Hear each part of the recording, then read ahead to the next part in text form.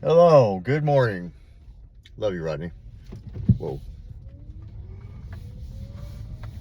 So,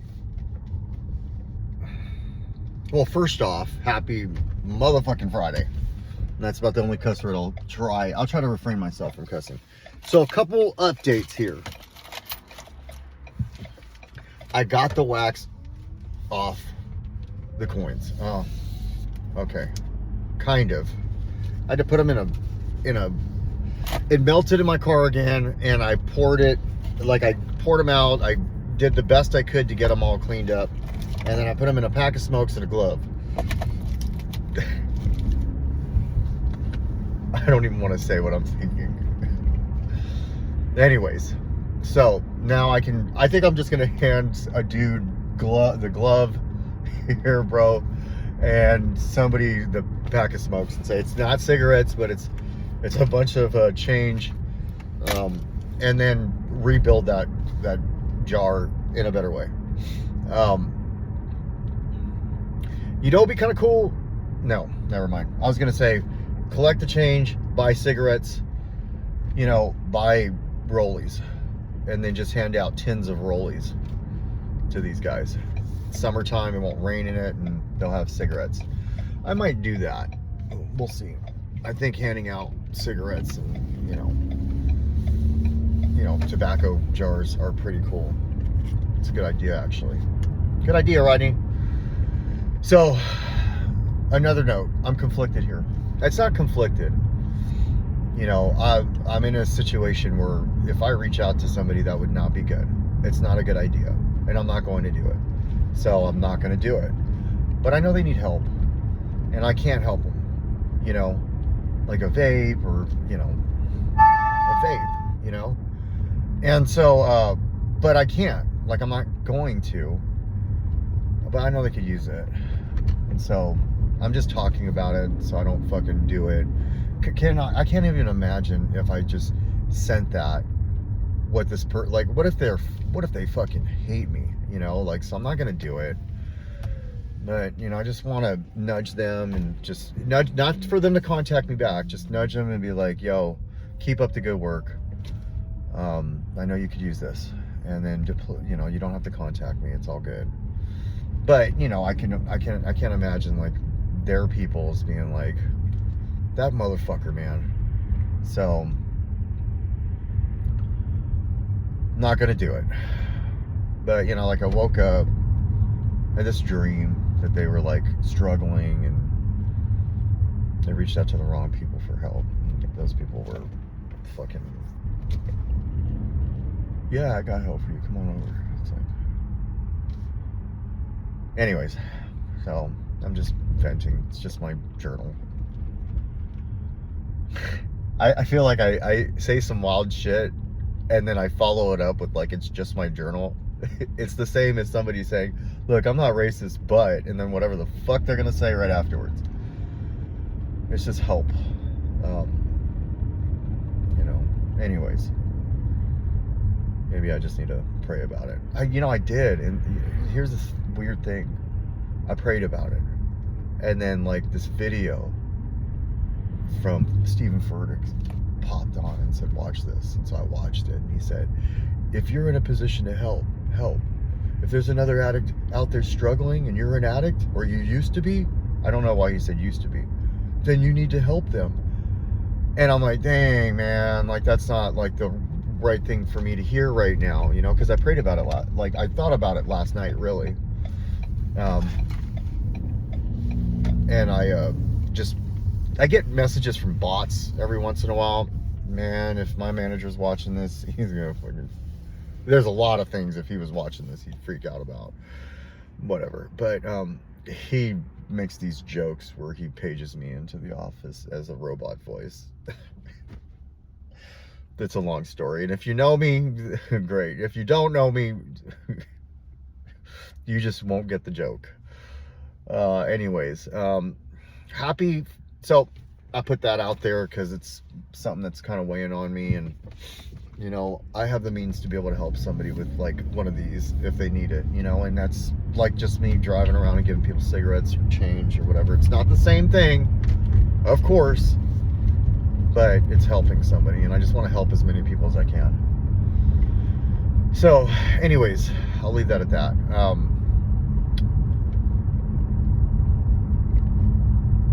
So, it's Friday. The sun is out. Alexa told me it's gonna be 74 degrees today. 74. Like, yeah. The last time it was 74 degrees, I hated it. Like, I was miserable.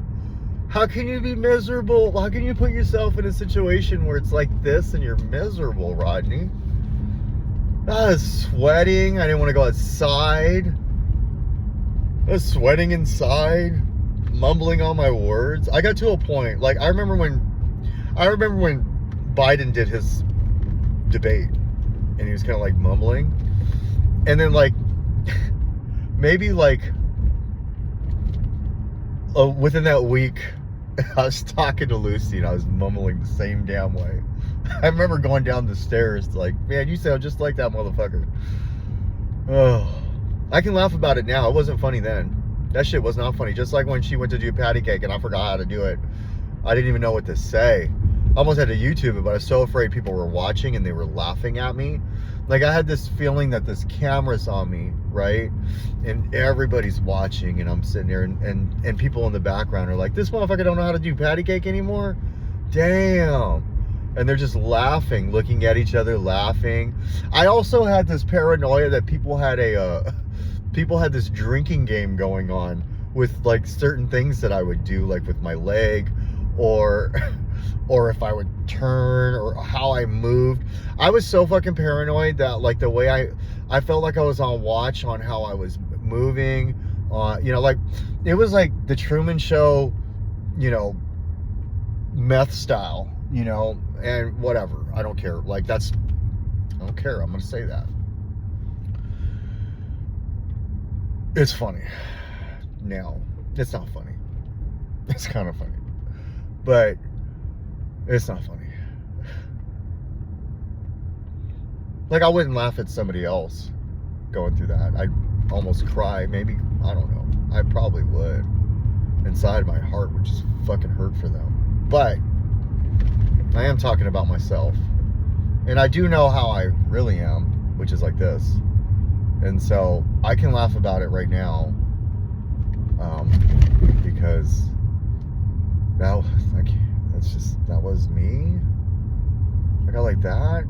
It's really tough for me to feel like I'm being watched 24 hours, 7 days a week, even in my car. Like, there's no escape, even in my car. I remember looking at my vents and saying, you're not gonna fucking catch me crying. You're not gonna catch me crying. And in my mind, I was thinking, I want to fucking just explode.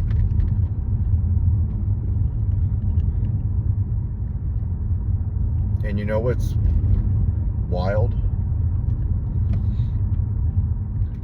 I hope them motherfuckers are watching right now. Right? Because where I'm at today, and I'm not even there yet. I remember one time, it's like this. There was a time in my company where I was struggling. I went through my separation at the time. I wasn't a divorce yet. I was living on my own, and I was paying all her bills and all my bills. So 2 rents, 2 trash bills, 2 everything, right? And that's what you do. Like, you want to make the decision to bounce, then you take care of it financially, especially if they ain't really working and stuff. So I did that for a couple of years. And she would back that. Took care of everything. And I remember it was November of 2015. It was raining, and my old GM, who used to, like, if he called you, it's because you missed it up, or customers standing out there by themselves, and he called you into the office to ask you why you even came to work today. He was rough. He was great. I love him for that. Anyways, Well, he calls me and it's raining and he's like way far out, and I don't even grab an umbrella because I'm so worried that I'm about to get yelled at for a customer looking at a truck or something. So I just run out there and I'm getting poured on, and he waits like 30 seconds before he rolls down the window. And I'm just sitting there like, dude, I'm getting poured on. What's up? And he says, how do you like standing in the rain out here? And I'm like, are you fucking kidding me? I don't really like it, buddy. I don't want to say his name out loud. What's up? And he says, we lost an internet person and we got to talking about it and we think you should do it. He's like, I think you'd be great for that. And I remember that day I told him, because I used to say that is the position people go to die as a salespeople. Now I don't believe that anymore. But I used to say that. I looked at that as like, you're on your way out of the car business if you do that job. You know, my ego was so stupid. Anyways, so he's like, I'll tell you what, I tell him, well, okay, do you not think I can sell cars anymore? And he says, buddy, you're one of the best people I have on the floor. And that's why I need somebody like you to just step in immediately. I don't like what I've had, and I want to try something different. And he's like, I was like, so what does this mean? And he's like, I'd pay you a base. I don't want to like say what I got paid, at least on this format. So I got a guaranteed certain amount of money, and then I got paid a certain amount. So I'm just going to leave it at that. This is back in the day. I looked at that opportunity, and because I was struggling and it was near the end of the month and I'd already done checking the cash and I was out of resources, I said, well, when would I get that? And he said, effective immediately. And all I could think about is like my kids, their rent. I wasn't even driven by the fact that I was changing a position. I was driven by the fact that amount would have taken care of all their bills. You know, because back then when somebody drove on the lot, it's like that old cartoon where there's two guys that are starving on an island, and they're the only two on the island, and the guy looks over at the other guy and he turns into a freaking turkey. You know that old cartoon. If you're my age, you'd know what I'm talking about. Anytime somebody drove on the lot, it was like, there's the couch I need for my new place. There's the, you know, like they just turned into that, you know. And I was starving, but so right then and there I accepted it. And I know he knew it. You know, he knew it. He knew I needed it. He knew where I was at. And he said, yeah, effective immediately. And I said, okay, I'll do it. And so the next day I go in, you know, we have a meeting.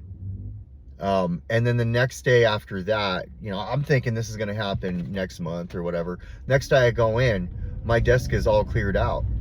And the schedule says that I'm now an internet. And my two managers, I won't say who they are, but one of them is they're both so close to me. They both sit out, they're both at my desk when I walk in, and they're like, what happened here? And I'm like, well, we talked about it, and I said I'd do it. And they said, so you're not even going to talk to us about it? And I said, talk to him. You know, I didn't want to deal with it. I already had a challenge with trying it. And they asked me, what do you think you're going to do back here? And I said, 50. And they said, 50? We haven't seen more than 32. What makes you think you're going to do 50? And I said, I'm just going to. You know, I calculated in my head that night what I would need to do to make enough. And it had to be 50. And they said, one of them laughed. I won't say who. He laughed and he said, okay, good luck with that, buddy. 50. And they just walked off. And I remember now the pressure's on, because even one of the people in this department is like, what is he thinking? There's no way, nobody's ever made that number in the history of this company. That's what somebody told me, verbatim. And I remember, I grinded, man. I worked on, like, I worked from home. I worked in the evening. I was sending out emails till the cutoff was 9:30, what I was told. I said, what is the latest I can send out emails and work this shit? And they said 9:30. You don't want to send anything past that. I said, no problem. I was sending out. If somebody responded at 9:30, I was engaging with them because they responded. But I wasn't reaching out cold anything past 9:30. And I did that, and I grinded it.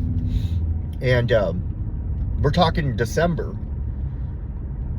And I'm gonna tell you right now, it just clicked.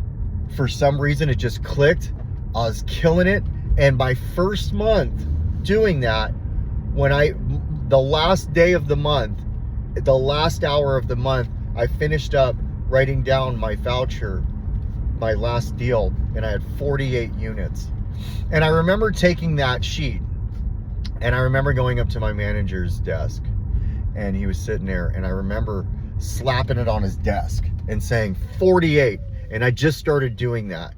What do you think I'm going to do when I finally figure this out? And then I just walked off, and that feeling I had, that level of confidence, and I averaged 50 for almost 2 years straight, by the way.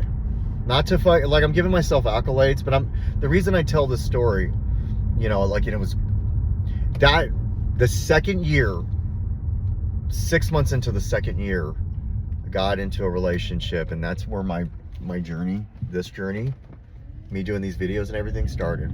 I thought I was untouchable. I was getting loaded. Didn't matter. And I wasn't getting loaded coming in, but I'd get loaded, and like I had so much, like I just felt so, when you don't work on yourself, and then shit like that happens, you really have, like, some people can fucking just really fall back, and I did. Not to like put, yeah, sure, I said all this shit and I did all this shit and it was awesome at the time. But the reason I tell this story is because that day when I slapped that on his desk is kind of how I feel right now about me getting loaded in my recovery. So thinking that my phone is hacked still, that shit don't turn off, and the camera just comes on and they're watching, motivates me. Thinking that there's this camera still that was put in my car when I would be asleep, and it's still active anytime I turn my car on, because it's wired, and I'm too lazy to go look and see if that even was a thing, motivates me. It's not a positive motivation by all means, but I was so fucking afraid of that for so long that you don't just lose that. It takes some time. I forget about it more than not, but every once in a while I look at that vent and I'm like, watch me, motherfucker. And so if you're watching this and you're wondering if it's gonna get better and when will it get better, it will. And you'll have this level of confidence once you build a little time under your belt that will that you'll look up or you'll look ahead and you'll just be like, I'm fucking doing it. And I don't care if you got a day, 2 days, fucking no days, fucking 17 days, fucking 20 days, a month. What we do for ourselves when we do this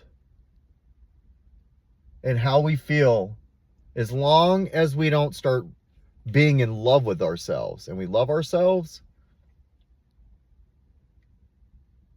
you can't give that to somebody. There's no amount of money that you can pay to feel that.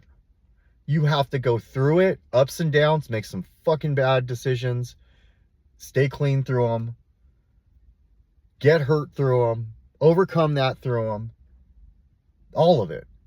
And you come out on the other side of that just fucking grateful. At least I do. Like, I don't take none of this shit for granted, man. None of it. And all of the stuff that's happened in the last 7 months, 7 months and probably 20 days, All of it happened exactly the way it was supposed to.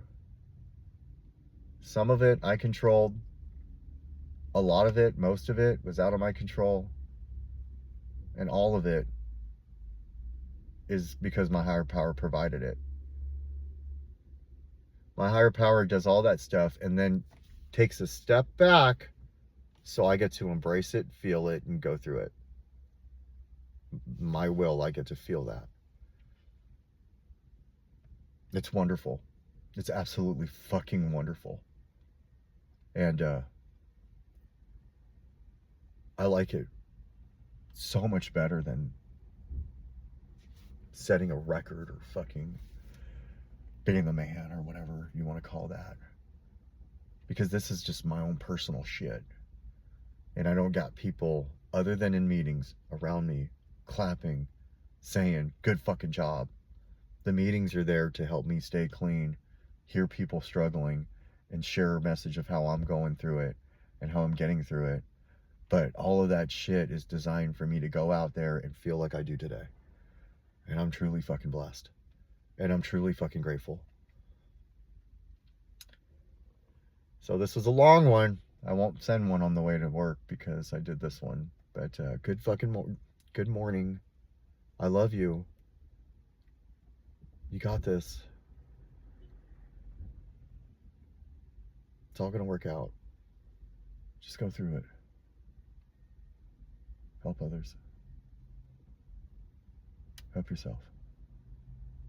That's my Friday springtime message with a little over 7 months. 7 months and I think 20 days to be exact. Oh, so I'm so fucking beat from last night. And now I'm here. So that was at the gym till fucking 1:30. No, like a little after 1. I didn't get to bed till 1:40. It's all good. It's all good.